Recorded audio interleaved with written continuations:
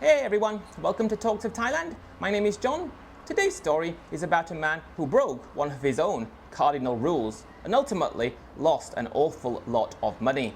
Don't forget to subscribe to the channel if you haven't already, give the video a like, and let's get in to today's story. I didn't marry a bar girl in Thailand. I thought that was the whole point. Don't marry a bar girl and everything's going to be alright. But everything wasn't alright for me. In fact, it was far worse than anything I could have even imagined at the moment in time when I was getting married, and I'll get to that soon, don't worry about that. I really thought I was making the best choices I'd ever made in my life when I did the things I did, because Thailand became something for me when I got there, and because I was always somebody who was so ultra cautious, somebody who was so careful, somebody who took his time before making any big decision, that because of that, not to mention everything I'd read about, everything I'd watched, and everything I'd taken in from other people about what had happened to them, and all the stories, and all the nightmare scenarios and everything that went along with that, I thought there was no chance that anything could go wrong for me. Things always went wrong for me at home, and Thailand was, in a way, my last chance. I pinned everything on Thailand working for me, and that's why this stings as much as it does, because it didn't go according to plan. It started for me when I went to Thailand in 2013 with the idea of going for a holiday and nothing more. I wasn't going to live there or even consider living there. I was just going for a holiday, as I wanted to relax on the beach for a few weeks because I was really busy at work, and at that time, going on holiday was the thing that I loved doing the most. I mean, everyone loves going on holiday after working for a year, and I can say that I was in no way different to anyone else. 53 years old I was at the time, and I'd taken my yearly holidays by myself for over 10 years at that point, because ever since my ex and I had decided to part ways about 10 years prior, I just couldn't be bothered to get involved with women again, because it just felt like it would be a losing battle for me. I think that's the thing. A losing battle is what it would have been if I'd continued to try and make something work at home. And if I'm being honest with myself, those years of being single and being by myself were the years that gave me so much more out of life than the ones when I was in a relationship ever did. If you've been in a relationship, which most people have, you know exactly what it's like. It's a constant compromise. It's a constant making sure that you can both be happy, making sure that you can both do the things that you like to do, making sure everything is equal and fair between the two of you, and of course that's exactly how it should be. I don't want to treat someone badly, or with contempt, or with disregard, but what I'm meaning is that, although when I was in that relationship, I made good money, and she made good money, at the end of the years that we were together, we always had less money left over than when I was living alone. I saved more on a single person's salary than the two of us did together when we were earning double the money, and that never made any sense to me, because two people living together should spend less than one person living alone. It only makes sense. Only one house, only one electric bill, one grocery bill. So when I became single again, it initially hurt me, but when I started finding that I was putting away so much more money than I ever had before, and it felt like it was what life was meant to be, we always see it when we're growing up that everybody seems to be in a relationship, and it just seems to be the thing that you do. But as the years went by, and I began to treat myself, and I was beginning to save a decent chunk of money because I was single, I was getting closer to retirement, and that was when I started to feel that being single probably was the best answer. I never expected to meet anybody ever again. Casual things were fine, but nothing serious. I never expected to fall in love again either. Again, casual only, nothing serious. So throughout the years that I'd been going on holiday alone, since breaking up, I'd been all over the world, to countries that she would never have considered going to. I loved it in Mexico when I went there in 2008. That was one of my favourite holidays. I also loved it when I did a trip around Europe. I took a whole month out that time because it was actually my 50th birthday, and it was amazing. And you're able to just do what you want when you want to do it. Perhaps I'm trying to sell the idea to guys before they hear what happened to me, that being single is the better option every single day of the week, and I wouldn't even say twice on Sunday. I'd say 1 billion times on Sunday. because I'd personally witnessed a relationship and being single, and single was better every single time. So, what kind of idiot would go against everything that he'd determined to be the best for him and do something so out of character to his current self that would ultimately destroy everything he'd built and everything he'd saved for and everything he'd worked so hard for? I'm putting my hand up. I would be that idiot. When I touched down in Thailand in 2013, I was there for 3 weeks. At the time, I'd heard everything about what went along there, and the thought of going to one of those establishments, I don't even want to call them what they are, was something that sickened me. Not only because it made me feel uncomfortable, but also because I'd heard that a weak man could get his mind turned upside down if he wasn't careful. I wasn't a weak man, but maybe one moment of madness could change your life. That was the kind of thing I was concerned about. I was going to be spending most of my time in Phuket, a place that I look back at now in a way and think maybe it's a good idea that I was ripped off in the way I was, because if I hadn't been ripped off, I'd still have to suffer the indignity of going to places like that. But again, I'm getting ahead of myself here. I had a couple of days in Bangkok first, and it just didn't do much for me really. Bangkok was way too busy, it was too hectic. You never felt like you could be relaxed apart from when you were in the hotel room. Every single time you went out, when you were getting on the BTS, there were people cramming in next to you. It was so stressful, really stressful. It kind of felt like work felt, but it was meant to be a holiday. That was Bangkok for me, more stressful than going to work. And I can't understand why anybody would go to that city and want to live there, because it's not relaxing. It's the exact opposite of that. But at the time, I did really love Phuket. When I made it down there, I found it so beautiful. There wasn't the rise of whatever's happening there at the moment. It was more like your typical Thailand destination. Beautiful beaches, the weather. What else do you talk about? The food? I wasn't particularly fond of Thai food as an everyday thing, but they had every single thing that you could potentially want there, and I just loved it. I loved Karon Beach. That was my favourite. I stayed quite close to there. Patong was good too. I mean, it wasn't just good, it was amazing, and I loved it. The highlight of that trip was getting on a rented motorcycle and touring around the island, looking at the sights, taking in the sounds, and going to more of the local places and interacting with people who, yes, saw lots of tourists, but perhaps not as many as the people who worked in the tourist industries did. About halfway into my holiday, I was really loving it, but I wasn't thinking I'd come back to Thailand again. I wanted to go and experience something else. This was just like your typical holiday. It was nothing out of the ordinary. But I was walking around one day, and funnily enough, I was on holiday in Phuket. How else was I going to get from somewhere to somewhere else? And I noticed this quite big sign in the distance on a building.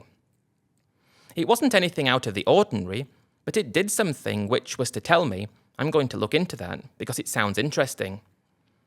Not because I was interested in actually doing it, not because I wanted to do anything like that at the time, or even was thinking about doing something close to that, but let's just have a look to see what that's all about.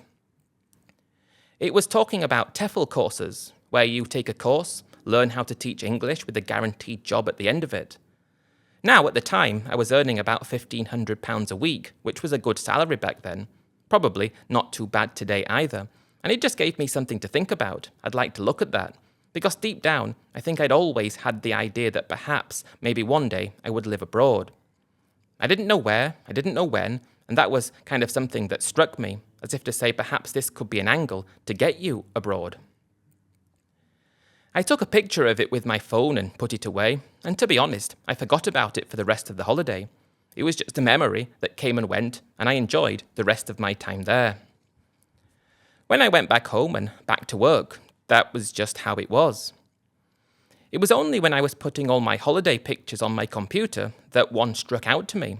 And they had the website, and while I was putting the pictures up, I decided to have a look at the website to see what it was all about. I just stopped everything I was doing, had a look, and had a read around, and then because of that, there are links to forums such as the Ajahn website, Ajahn meaning teacher in Thai. Then I'm reading about other people's experiences. Then I'm looking into the types of jobs you can get there.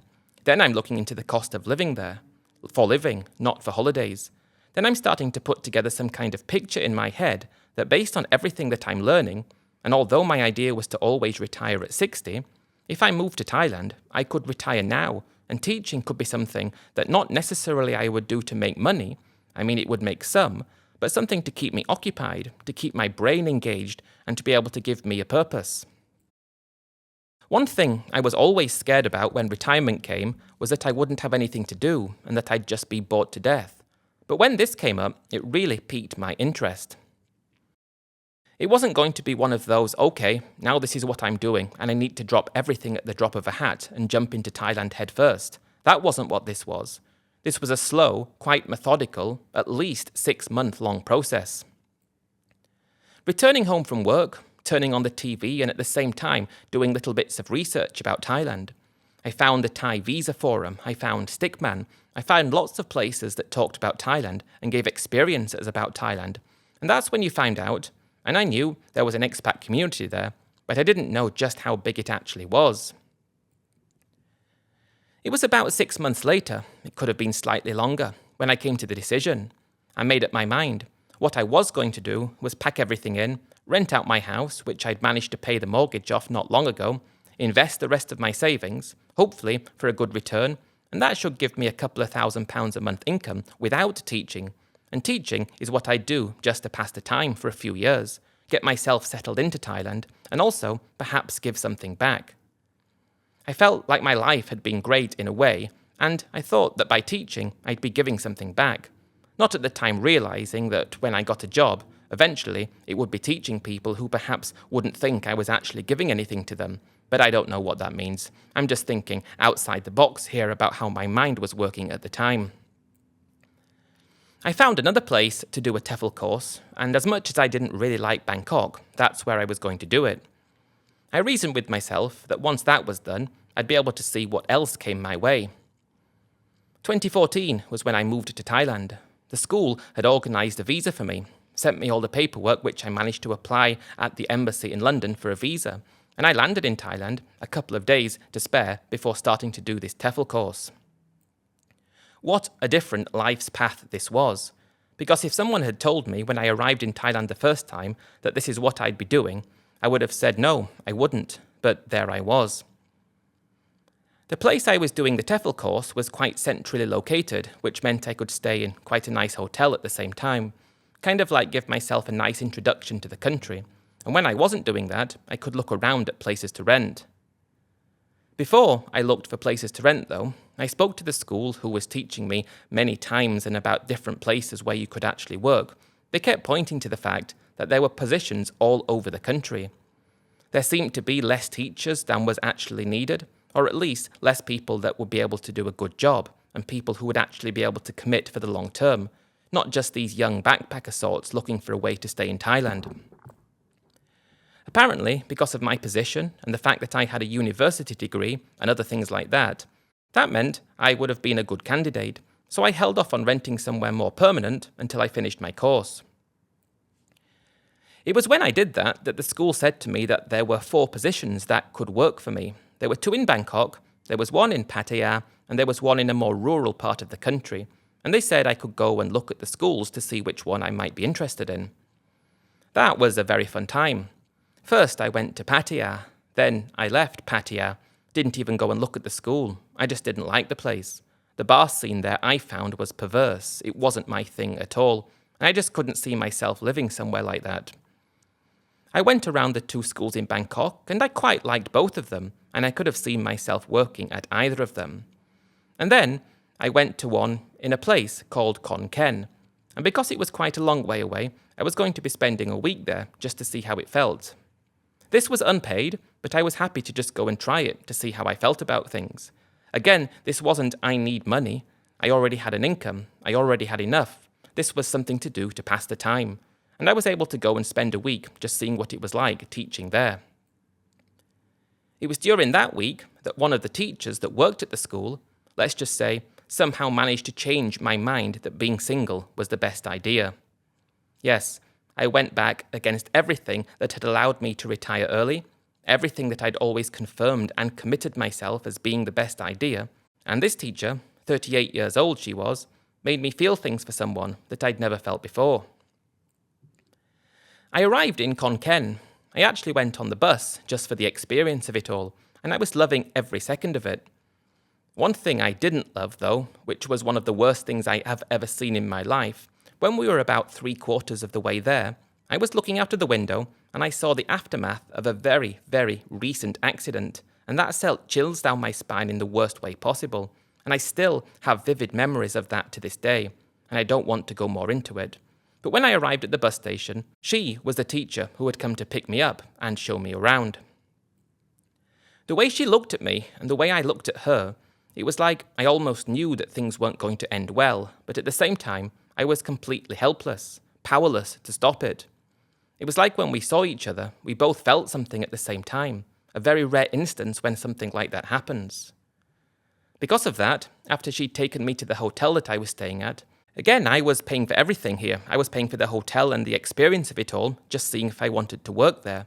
And I must have been in a good mood and said something along the lines of, if you're not doing anything, would you like to show me around a bit? I'd be very appreciative. This was a Saturday, so no one was working, and the way she said yes, it was like that was exactly what she was hoping for me to ask. I don't know if I picked up on that correctly, or if it was right or wrong, but that's exactly how it felt. The way she said, I'll show you around, but more like, thank God he asked me. There were sparks flying straight away. There was chemistry immediately. And before I'd even done anything, I'd already decided that that was most likely going to be the place I would end up teaching. I dropped off my stuff at the hotel. This place was different to Bangkok, a really big city still, but it didn't have the same kind of Western trappings that you saw in Bangkok and Pattaya. They had KFC and things like that, and of course they did, but it wasn't the same. There were a number of places that catered to Westerners, but not the same at all. She waited in the lobby for me. I freshened up a bit and walked down, and she'd put lipstick on. She'd got changed into more attractive clothing. I don't know where she got it from because she was on the motorcycle when she picked me up. Perhaps she kept it in the bag. Perhaps she drove home. I don't know. But she looked just so elegant and amazing, and I was taken aback. I'd avoided feelings like this ever since my last serious relationship. I'd had casual things, I wasn't celibate, but I felt things I hadn't felt for such a long time with her, and it was great. I remember thinking, standing there in that lobby, that I should be running, that everything I'd told myself for over 10 years, everything I'd worked out as being the best way for me to live, was telling me to run, but I couldn't. I simply couldn't. Because the first time in I don't know how long, I just didn't feel like being careful, or being cautious, or seeing if I should take things slowly. I felt like I was a different person in a way from the person who had landed in Thailand the first time. She said, where would I like to go and what would I like to do? And I said it was completely up to her because I had no idea anything about the place. And she took me to somewhere that I'd seen as I'd walked past places before, and perhaps seen out of the window of a taxi. But it's like this open air kind of place, very big, and they've got charcoal pots with metal cooking things on top. And around the side of the place, they've got stations where you go and pick up food, like meat and vegetables, and you cook it, and you go and choose your sauce, and you eat and have a few drinks. She took me there. My first time. It's called Mugata, if anyone's interested. Very popular in Thailand, and it will become something that I enjoyed a lot. One thing I didn't like, though, was in some of the places, luckily not this one, but places I found later on, and this is just a warning to guys who are thinking about going on a date to places like that, some of the sauces are so garlic heavy that you can taste it 2 days later. Not very good if you're on a romantic date, so better bear that in mind if you're going to Mugata for a romantic date. This was early evening when we went there, and the way we were able to just talk with each other, it felt very effortless in a way that I can't quite understand how it felt like that. It felt like we were two peas in a pod, like we were in a way meant to be together, as crazy as that sounds. I mean, I wasn't thinking we were going to be together. I thought this was just, let's have something to eat, and let's catch up on Monday at school. But we had a few drinks each. I was full after the meal, and she said she was too. And she said, do you want to go for more drinks? That sounded like it was going to be fun, so I said yes, I would love to. She took me to this Thai-style place. I can't really describe it. It wasn't like these new and fancy places that you see everywhere. It was the exact opposite of that. Rustic, no air conditioning, open air. Beers for, I think, 70 baht each. And bear in mind you could buy them for 60 baht in 7-Eleven. so they were only making 10 baht profit. I wasn't caring about the price, I'm just telling you what it was. We had a few beer changs each. Chang beer was the beer that I drank. I refused to drink anything else, and I was a bit drunk, but not too much, but maybe I was. I'm not sure exactly how drunk she was, but before I know it, I'm on the back of her motorcycle, and she's drunk, and I'm terrified, and she's taking me back to my hotel, and she goes up to the room with me. I wasn't going to stop that. I wasn't expecting it. It was just one of those situations that aren't going to happen many times in your lifetime, but it was happening for me, right there and then. And she stayed overnight with me. I think we both had a bit of a hangover in the morning, which was a bit worse than a hangover I'd had for a while, and I can remember feeling really uncomfortable, and she seemed to be uncomfortable in the morning as well. Like, what have we just done? We're grown adults here, what's going on? But we managed to have a laugh about it, managed to have a bit of a joke, and she said, okay, I'll see you at school tomorrow. Bear in mind, she'd already showed me where the school was, but she did say, if you'd like me to come and pick you up, I'll do that. So I said, yes, please. When she left, I was extremely taken aback and dazed, just not being able to understand how something like that had happened, because things like that didn't happen to me, not in the slightest. But in a way, I felt this fuzzy feeling, this kind of nervous feeling in the pit of my stomach, like that was really fun. I could do more of that. I could get used to this. Not thinking anything serious or anything like that, but I had feelings for her that were just so strong.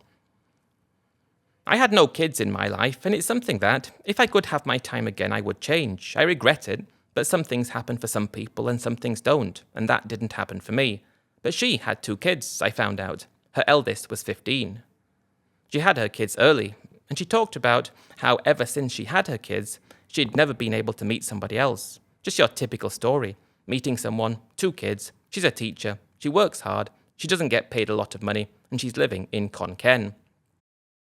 She spoke reasonable English, given the fact that she was an English teacher, and I must admit the fact that she was an English teacher actually scared me, because although I understood exactly what she was saying and we had okay conversations, she wasn't speaking English like you speak English. So if she was a person who was teaching people to speak English, then I just didn't see how that was a very good idea, but I guess that doesn't matter now. That Sunday, I just spent time exploring Khon Kaen by myself, and I felt good there. I felt different to how I'd felt in other places that I'd been in Thailand. I mean, I hadn't been to many, but it just felt like the sort of place where you could settle down, the place where you might be a bit more unusual than a typical expat living in Bangkok or Pattaya or Phuket. And I definitely felt like I gravitated towards that feeling of being a little bit, I don't want to use the word special because I'm not special, but a little bit different. And it was that feeling of being different that made that Sunday so exciting. I couldn't stop thinking about her though. I could not stop for a second thinking about her, because nothing like that had happened to me for such a long time, and the fact that she was going to be picking me up on the Monday morning was very exciting. I did often think though, and I was thinking to myself, okay, she's got 2 kids that live at home. How did she just stay overnight with me? And then, as time goes by, you learn that family in Thailand looks after family. She was in her 30s, so she could do what she wants. And it was actually her parents who looked after her kids more because she worked so much. Aside from teaching, she also did extra things on the side, she said. She was a really hard worker, so it was just whatever it was. Monday comes around. I get all dressed up in my expensive suit, ready to go and teach. This was just a week for me to see if I liked it. I wasn't being paid for this, but I didn't care. Getting on the back of the motorcycle, though, with my expensive suit on felt very funny. But again, that was what made it so exciting. That was why it was fun. That was why it was different. That's why I was doing it. Because when you're doing things that you haven't done before, when you're experiencing things you haven't experienced before, just because at home you would never consider doing them, getting on the back of a small 125cc motorcycle with a suit on and no helmet, you just wouldn't even consider doing that. But in Thailand, okay, it's a couple of kilometers to the school, I'll risk it. And it was that risk that filled you with adrenaline. It was like you were being naughty, and it was like you were going to get into trouble at school. I think that's the best way to say it.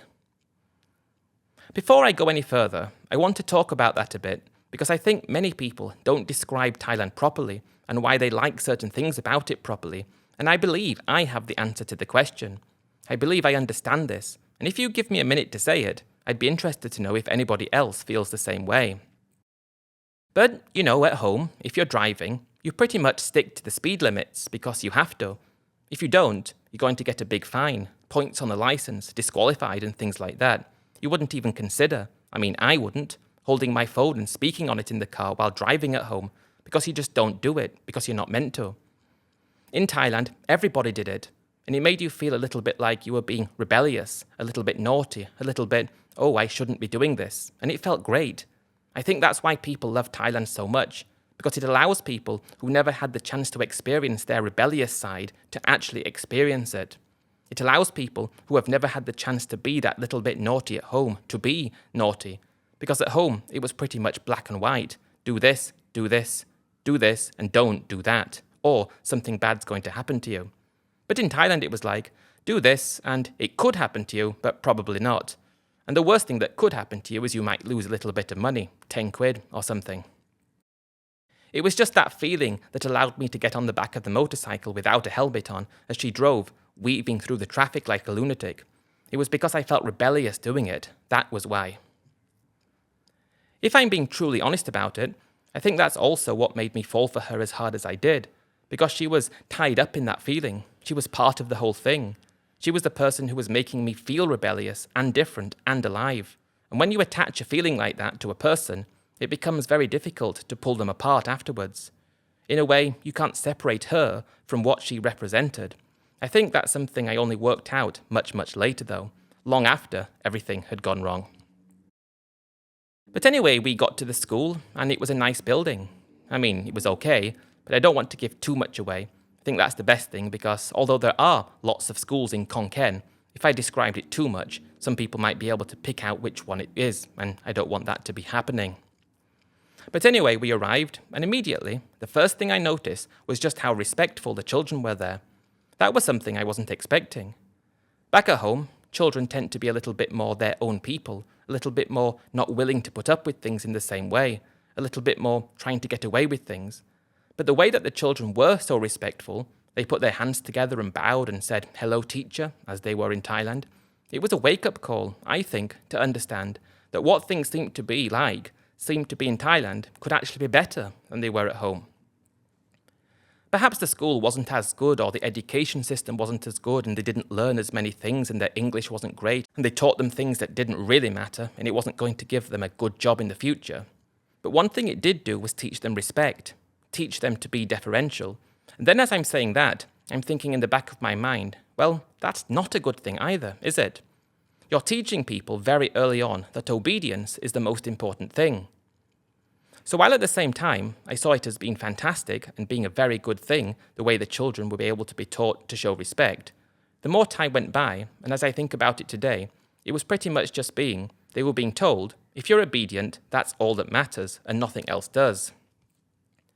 So I would go out on a limb here, I would put my foot forward and put my opinions forward and say that in England, or wherever you're from in the West, if children are being unruly or being a little bit disrespectful, as long as they're doing the work, and as long as they're not too extreme, allow them their individuality, allow them to develop their own minds, allow them to be themselves. Don't push all this weight onto them that deference and obedience is the most important thing.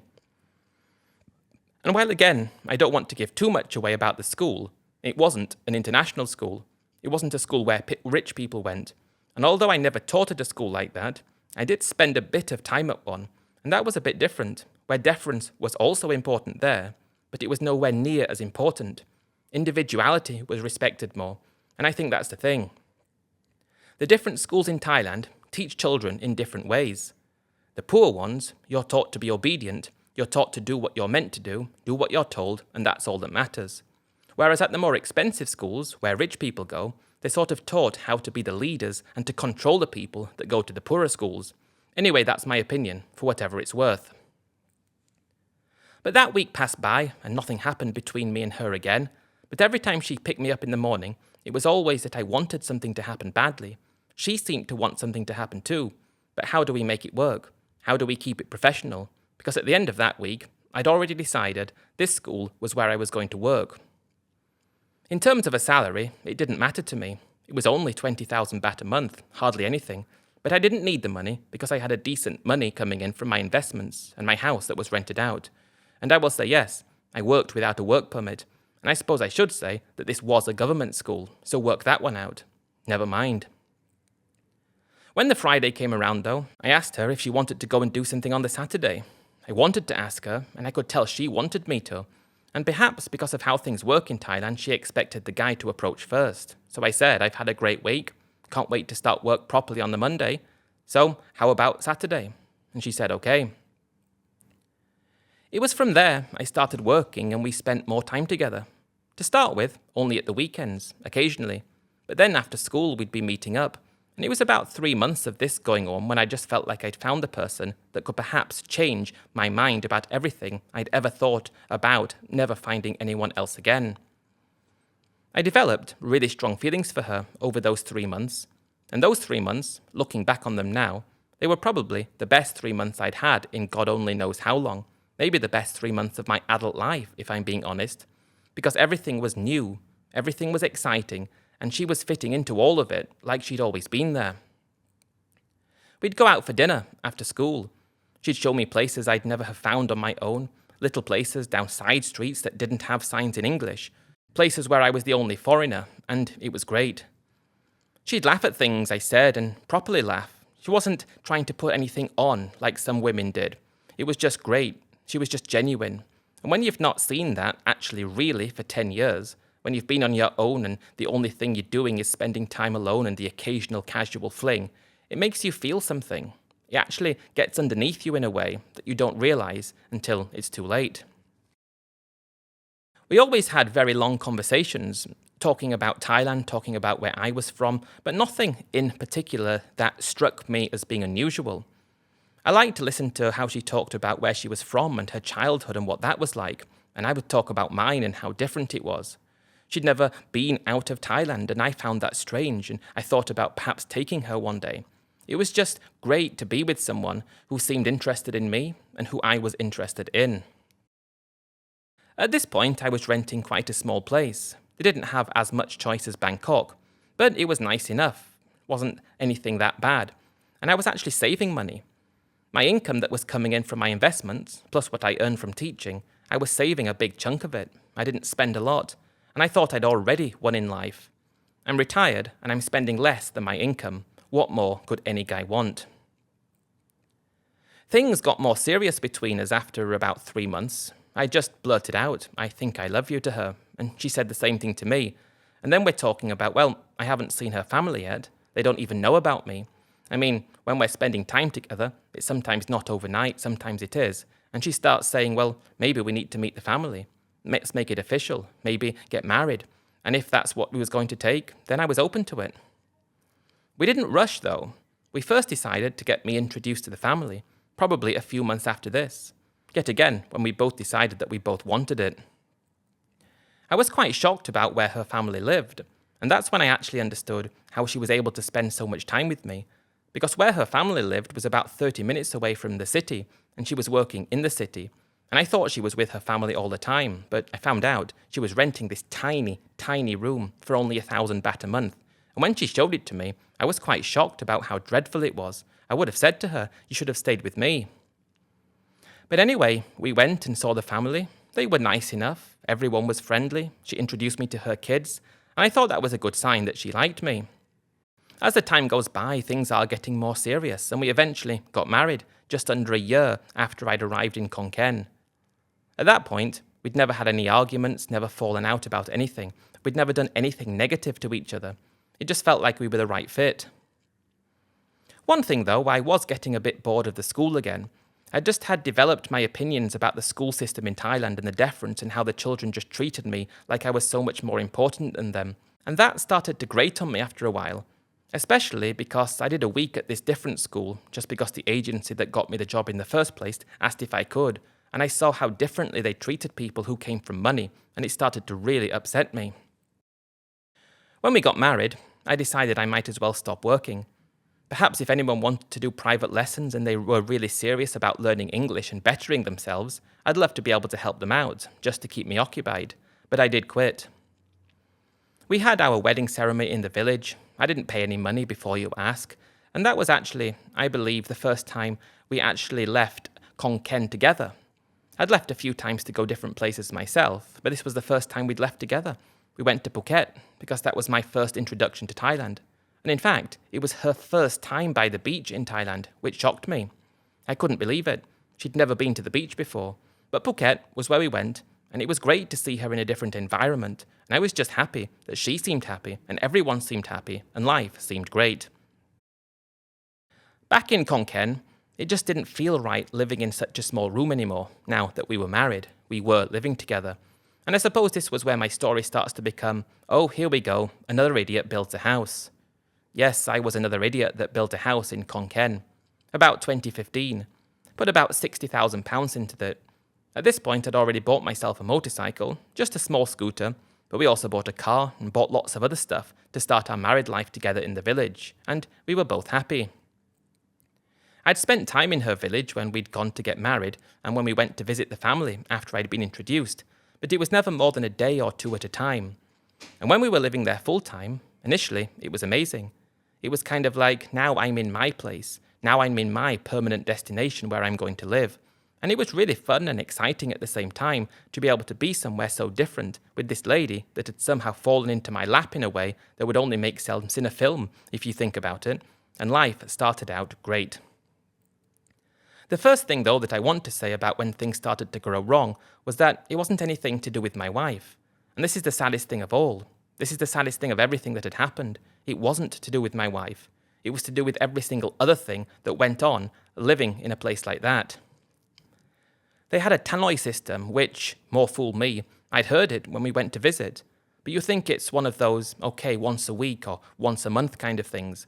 But every morning, at the crack of dawn, the tannoy, which was situated very close to our house, would go off.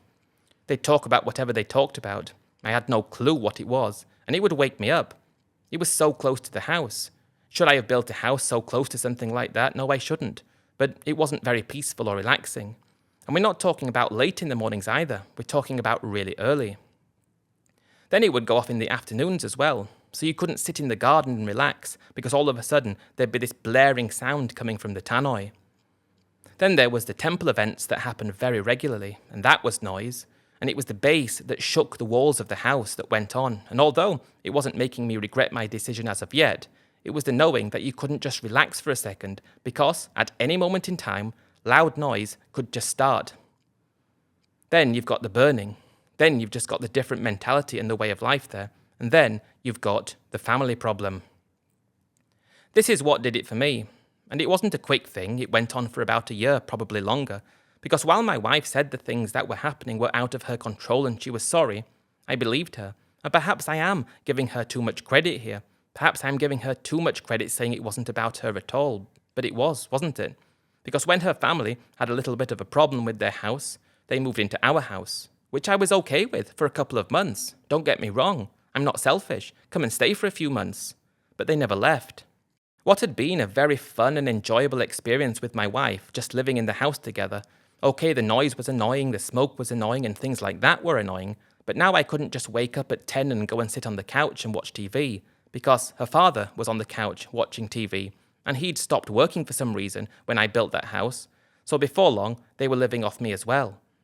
I had enough money for that to happen, and again for 3 months it'd be fine. But I was just not able to enjoy the house in the same way anymore. My wife kept saying that she was sorry and she understands this is not what it's meant to be. She is really sorry about it. But that's a very difficult thing. It happens to lots of guys. Not only do people move into the house they build, but also it's like everything that you buy is communal property, apart from nobody else tops up that communal property. So I'm the one doing that. And at this moment, I'd probably got over 100,000 invested in the village, which was a lot of money. £100,000, that is. And after her family had been there for about 3 months, I said, well, when are they going to do anything about the house? My wife said they don't have enough money to fix it, so perhaps they just have to live with us forever. And the thought of that happening, bear in mind her parents were, I believe, in their 60s. Her kids were living with us. I didn't mind her kids, only to say that honestly, her kids could have lived there until they left home. That was fine with me. But it was her parents, really, that I had a problem with, because they were just going to get older. And at the time, I felt bad calling them a burden, but that's just what they were. About a month after my 3-month deadline, I completely lost it with her father. I mean, I completely lost it. He was sitting on the couch, and he'd not done this before, but he was smoking inside the house, drinking beer that I'd bought. Again, I don't mind, drink some beer, but he was smoking in the house, and I completely lost it. I lost my cool with him, and I hit him. I'm not proud of it, because that was the first time in my life that I'd ever laid hands on anyone, but I was so furious. I was so angry that he was smoking in the house on this nice couch that cost like £1,000, £1,000. I hit him, and I immediately felt bad because of it. I knew I shouldn't have done it was too far, but instead of him putting out his cigarette, he smoked it, pulled out another one and lit it, and started smoking again, and he didn't even speak a word of English. It was like he was trying to challenge me. It was like he thought he was the authority figure in the house that I built. It was like he thought he was in charge. He didn't tell my wife that I'd hit him, but from that moment on, he made me feel like I was on eggshells every second of the day. And I couldn't tell my wife, because she'd have been angry about it. And try living in a house with your wife, who at this time you still love, you still think she's on your side. Try doing that while at the same time having her parents there, her father, who you've hit, who is trying to actively become the new authority figure in your house.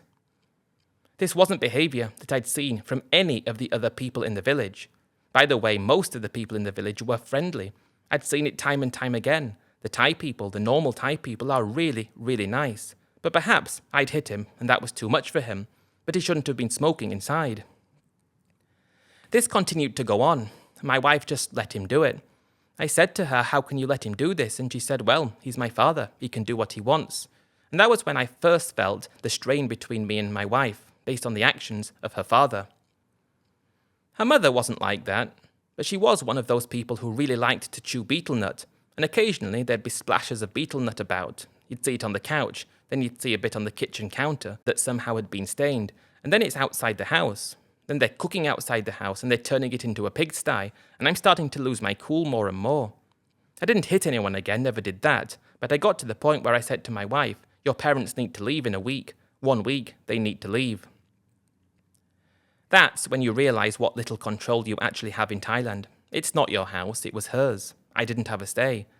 She said she understood, but she said she can't kick her parents out. I said, what about if we fix their house for them? Would they go and live there? She went to speak to them and they said no, this is where they want to live. They like it here, it's more convenient. I don't know where they got that from, but it was the house they wanted to live in, and the fact that she was prepared to accept whatever they wanted, I believe it was the beginning of the end. I lasted another few months, and at the end of it, I said to my wife, I've got enough money, we can go and live somewhere else together. I don't want to stay here anymore. I never want to see your parents again. I should have known she'd have chosen them, because I literally said to her, if we go, we are not coming back. At this point, her kids were a bit older, and I didn't have any problem with them, although they took advantage of my generosity a lot. I even said, your kids can come with us for a few years, I don't mind. But she chose them. She chose her parents over me. Not long later, I just had to call it a day. I'd had enough. We got divorced, and I'd lost approximately, all in for everything that I'd done, about £140,000. Thank God I still had my house, but I didn't have enough income to live. I probably had, at that moment, coming in based on what was left, about £900 a month, which would have been enough to live in Thailand, but not the sort of life I wanted.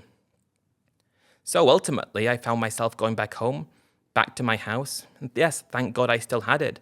Did a bit more work for a few more years and I retired later, putting that bad experience to bed. £140,000 I lost in a Thai village, and I believe that I would still be there now if it wasn't for her parents.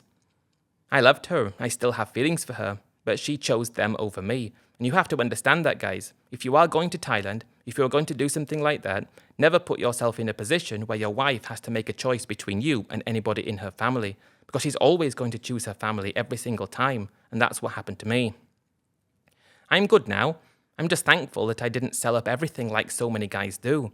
I'm thankful I didn't lose everything. I lost just under half of everything I had ever worked for. All gone, just like that, but it was a lesson learned. It was an experience. I loved her, I still have feelings for her, and I just hope that she's good today, but that was my Thailand experience. I would advise anybody, if you are going to Thailand, and again, who am I to give advice because I went wrong and I made mistakes and I did stupid things, but just don't put someone such as your wife, especially if you love them, especially if she loves you, and it was obvious that my wife had feelings for me. I'm not going to say she scammed me because she didn't. My wife didn't scam me, I promised you that. This wasn't a scam situation. But don't make it so that she has to choose between you and her family, because she'll choose her family, and she chose her family, and I lost 140 grand. Thanks for tuning into today's story, guys. I really do appreciate it. If you're interested in exclusive stories from both Thailand and the Philippines, there is a link to Patreon in the description. We've just released an exclusive Philippines story on there today, which is good to go. But there's also lots of other behind the scenes that I'm trying to record, different kinds of videos, talking about the bigger picture, from Talks of Thailand to the Deep Dives channel to Let's Talk Philippines and everything in between. It's going to be the place where I'm building a community, where we share stories, and where we try and get people together who are interested in the same thing. So if you're interested in joining that community, if you're interested in being able to reach out and get in touch and anything that goes along with that, as well as the exclusive content, yeah, the link is in the description. So really appreciate that, guys. Anyway, thanks for tuning into today's story. I can't wait to bring you the next one. I also should point out that about the start of May, I'm going to be releasing quite a lot of backlog stories that I haven't been able to record as of yet because I'm in a bit of limbo at the moment. So expect a lot of exciting stories coming soon. Cheers, guys, and I'll catch you in the next one. Bye for now.